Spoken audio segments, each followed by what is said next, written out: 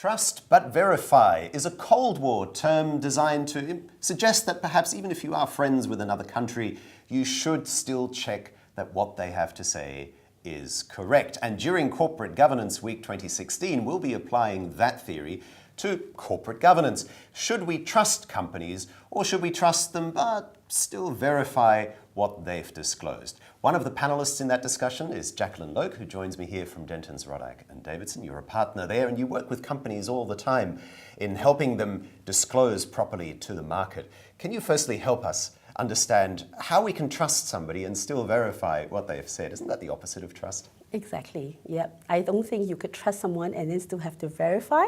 The whole point of trust is that you will believe in that person without having to verify. So I think that terminology is probably more accurate in the context of saying that a company should be credible. And by being credible, it means that the company should actually make sure that it has systems in place to ensure that the information, to reassure investors that disclosures it makes are complete and comprehensive. And I guess that's where you come in. So can you describe a little bit more about the sort of work that you do and what sort of tone underlies the conversations you have with companies about this trust and verify? Yeah. So companies generally come to me when they have a concern with regard to whether they need to make a disclosure, whether they've interpreted disclosure requirements correctly. So that's where I come in. I basically help them to assess what has happened, assess what the regulations require them to do, and then advise them on how they can approach that.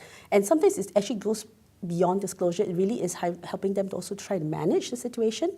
What are the investigations that they should be making before they can make a decision as to what and how much to disclose? We tend to see disclosure as fairly black and white, but the way you're describing it, actually it looks like there are many, many grey areas, lots of interpretations still. Yes, and that's because we have a background of regulatory requirements, particularly for listed companies. The SGX has set out certain conditions requiring disclosure of material information. At the same time, there are concerns with regard to how you disclose price-sensitive information. There's a concern about ensuring that there's a level playing field for all investors.